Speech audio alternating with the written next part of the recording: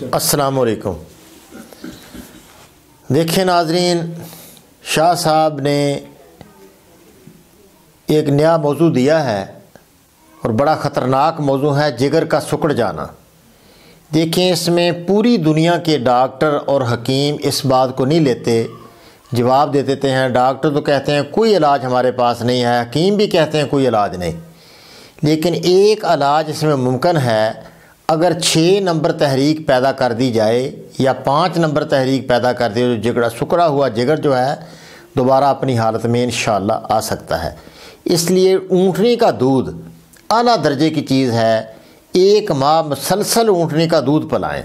دودھ زیادہ خوراکی طور پر بھی اونٹنی کا دودھ ہی پلایا جائے، کدو کا سالن زیادہ دیا جائے کالی مرچ ڈال کر، اور ساتھ 5 ملین دیا جائے۔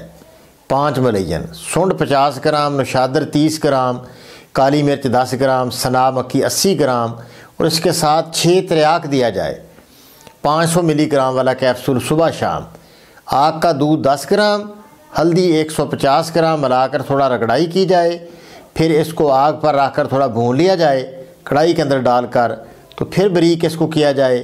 تو پھر یہ 500 ملی والا کیپسول صبح شام دیتے رہیں۔ آپ 2-3 مہینے تک علاج کریں اور اس کے ٹیسٹ وغیرہ کراتے رہیں، انشاءاللہ سکڑا ہوا جگر جو ہے اپنی جگہ پر آ جائے گا۔ اس میں دیکھو، جگر جو ہے یہ گرمی اور خشکی جب حد درجے کی ہو جاتی ہے تو جگر سکیڑ کھا جاتا ہے۔ گرم خشک چیزیں نہ دی جائیں، بلکہ گرم تر سے تر گرم تر سرد تک یہ چیزیں دے کر جگر کو اپنی جگہ پر لایا جا سکتا ہے۔ تو اس میں خوراک نمبر 5، 6 اور 1 استعمال کی جائے۔ 5 نمبر میں ہی اونٹنی کا دودھ ہے، وہ دودھ زیادہ سے زیادہ دیا جائے۔ تر بتر دلیا دیا جائے، تو کدو، پیٹھا، ٹینڈا، مولی، گاجر کا شلجم وغیرہ کا سالن، کالی مرچ ڈال کر، لوکی بھی دی جا سکتی ہے، اس میں بھی کالی مرچ سے تیار کی جائے۔ کالی مرچ بہت اچھی چیز ہے اس کے لیے۔ تو انشاءاللہ آپ امید رکھیں کہ جو جگر ہے یہ بہت بہتر ہو جائے گا، اپنا سائز جو ہے پورا کر دے گا یہ۔ السلام علیکم ورحمۃ اللہ وبرکاتہ۔